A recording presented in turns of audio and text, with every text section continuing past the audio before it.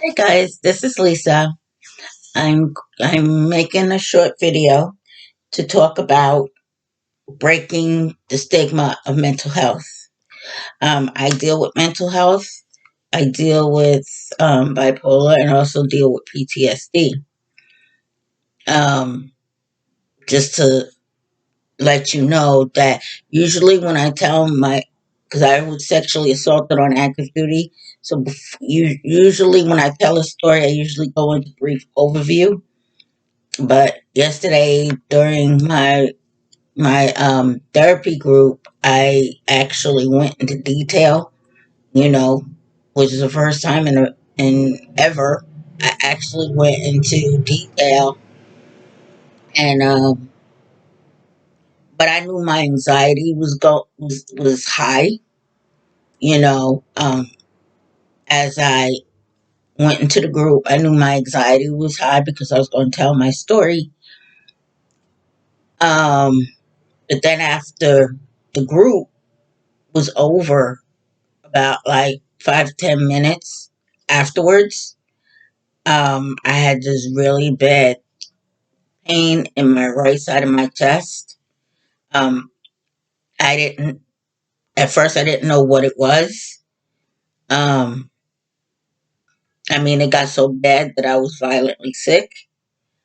So I was doing my arts and crafts, so I decided to stop everything at that point and just went upstairs and laid down. That pretty much took me out the rest of the day. Of course, now I feel better. I was able to sleep it off, but I feel much better today. But yesterday, mm-mm, mm-mm. And even though it had stopped, it was still there, you know. And so, I'm saying all of this to say that mental health is not just a mental thing; it can also be a physical thing as well. But the reason why I'm talking about it now is because there is so much stigma around mental health that it has to stop. When you stigmatize mental health, you make people not want to go and get help. That's what stigmatizing mental health does. People that need the help the most are the ones that's not going to get the help because they don't want to be looked at as crazy,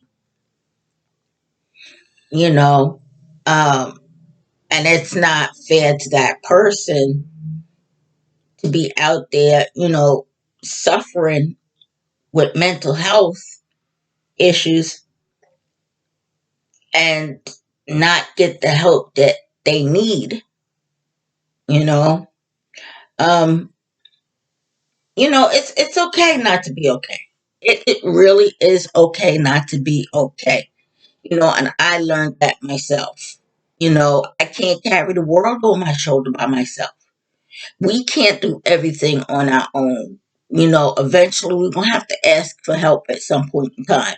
We can't always do everything by ourselves, even though I know some of us like to think that we superhuman. We got superhuman strength. Are watching too much Marvel or DC comics or whatever. But no, there's no superhero. You know, I'm definitely not a superhero. And I'm speaking out about it because I know what it felt like not wanting to have people come to my house because I didn't want them to see the medication bottle because I didn't want them to think that I was nuts, you know? And I was really uncomfortable with that, you know? But at the same token, eventually I had to get the help, you know? Because it was well on the way of taking me out of this earth, you know? And it just wasn't my time. So, I got the help and I'm still in therapy. I'm still doing therapy. The sexual assault happened in 89 because all those years up until I would say about 2011, I really didn't even acknowledge it. I really, because I had to keep moving. I had no time to stop. You know, I'm a veteran, but before I even got into the military, I was homeless. My sisters threw me out of the apartment that I lived with my mom, so I was literally living on the streets. You think they would give me some money or something to help me at least get food or somewhere to put a roof, somewhere where I could go to keep a roof over my head? Oh, they threw me out like I was a piece of trash. But this is not that conversation. We're not having that conversation. I'm just saying, being homeless, I go into the military, thinking I was safe because I had just been raped. And then I go into the military thinking I was going to be safe and then turn around and get sexually assaulted, you know. But the week before I was raped, my mom had passed away. My mom passed away October 31st, 88. I was raped the first week of November 1988. And then I'm sexually assaulted on active duty in like September, October of 89. So everything was just going so fast back to back. I really didn't have time to process anything. But for me, it was all good because I really wasn't trying to feel that anyway. But I had to keep moving. And in order for me to keep moving and keep functioning, I did what I had to do, which is basically push it down and ignore it.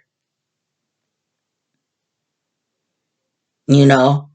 Um, so, I'm giving you a little bit of my backstory so that you can understand where I'm coming from. I'm gonna constantly talk about this. Whether I get a whole bunch of people or little people or no people, this is a conversation that is going to continue to happen, and I'm going to continue to have it because people need to understand that having a mental health issue is not a disease. It's not a contagion. You can't get it by sneezing or coughing on somebody or touching somebody or even having sex with somebody. You cannot get it that way. So it's a chemical imbalance in the brain which is out of our control, you know. So I'm going to continue having these discussions. I'm going to continue to talk about destigmatizing mental health because people out there need to know, the ones that's out there suffering, that you're not alone. You're not alone. Other people suffer too, you know. I mean, we have celebrities talking out about it, a little bit, but I'm not a celebrity. I'm just a regular person telling y'all that I have mental health issues and that I don't appreciate the uncomfortability and the sense that when I tell people I deal with mental health issues, the side looks, the murmurs, they want to treat you like you got a disease. Oh, and the worst one is like, if you're depressed and then you get the person that says, well, just snap out of it. Depression don't work that way.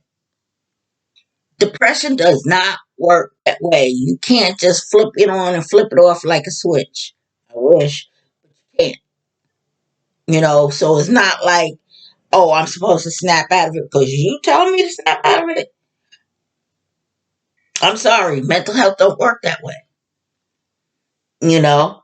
And normally the people that say that are the people that just don't have no kind of clue or no kind of inkling really what mental health is.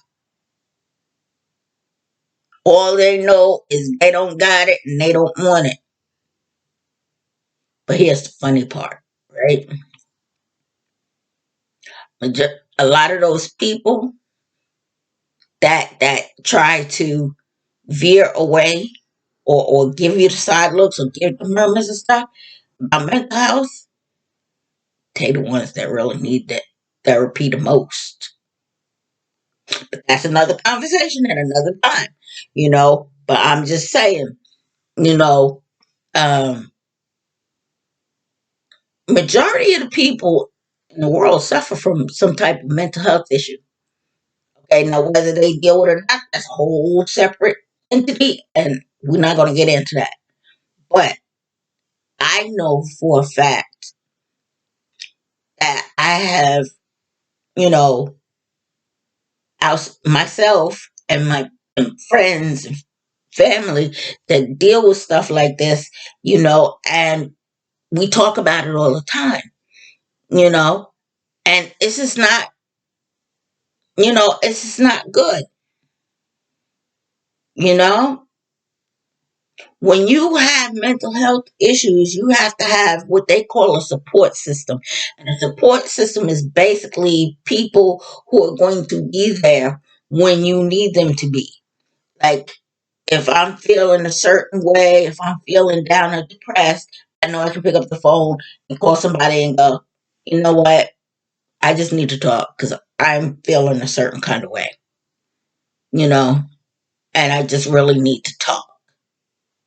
Now, with that being said, when you got somebody like that that wants to talk, that's not an open invitation for you to input unless they ask you to input. That is not an open invitation. What that is an open invitation for is for you to just listen. Because sometimes, actually, a lot of times, when we talk about stuff, we talk to vent. We're not really talking to get any kind of advice. We just talking to get it out, you know. And I'm not gonna lie, I slip up and do that from time to time, and that's my bad. I'm sorry. I really am. But I'm trying to work on that, you know, and so when somebody says to you, I need to talk, I'm feeling depressed, I just need to talk. You sit back, you open your ears, and you let them talk. Don't say a word. Unless they ask you for something, just don't say a word. Just let them talk,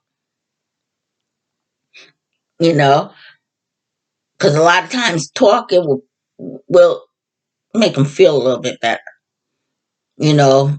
That way they can get whatever is inside them out, you know. Oh, and another thing, if you somebody that deals with mental health issues and you have people in your life that would, especially friends, that say, when you tell them that you got mental health issues and they kind of look at you sideways and murmur, and then you notice that they pulling away a little bit, they're not your friends. They're not your friends. A true friend, when you saying something to somebody, you know, when you tell somebody you got mental health issues, a true friend will go, you know what? You need to talk. No? Okay. Well, my door is always open. Call me anytime, day and night. I am here whenever you need me. If you need to cry on my shoulder, I got two, two of them right here, and I got two perfect vision ears that can hear. You know, we go get some ice cream and veg out on the couch. You know, that's what a true friend would do. A true friend ain't gonna knock you because you have some mental health issues. They're gonna be there for you. You know, and also if you've got somebody in your life that's going through a true crisis, I mean, a serious, serious, serious crisis, you know, see, that's when you go, okay, we're going to call a crisis hotline number for you, and we're going to see about trying to get you help. Okay. Now, a lot of times, us suffering from mental health issues may take that a certain way because what we don't see, because we're in the midst of whatever is going on, but what we don't see is that this person is not doing it out of spite, and they're not doing it out of just miscontent. You know, they're doing it because they love us and they care and they want us to get better, you know. Because we have a tendency, no, you ain't, I am not going to the hospital. I'm not, and how dare you, you know, tell me something like that. But if this person's been your ride or die for you for X amount of years, and they say, okay, we're going to get you help. We're going to get you help. They're not being nasty. They're not being mean. What they're doing is telling you how much they love you and they care about you. And they want you to get better. They don't want to see nothing bad happen to you. A lot of times, when we're in the midst of our stuff, we don't see that. Or we kind of, if we're in the middle of going through, our issues, somebody come at us because we're in the middle of our issues, we don't receive it that way. We receive it a totally different way, you know. But then when we come out of the fog that we're in and we kind of, get it together, then it's like, you know what? I was wrong. Because this person, this person said this not to be mean and nasty, but they're saying it because they love me and they care. And they want to see me get, you know. So I always say, it's okay not to be okay. But the thing is, you don't have to not be okay by yourself. You know, I mean, it took me many years before I reached out for help. Many, many. You know, I I was doing it my way. So anyway, this was a quick video. Like I said, I'm going to continue talking about it. So these videos will continue to happen.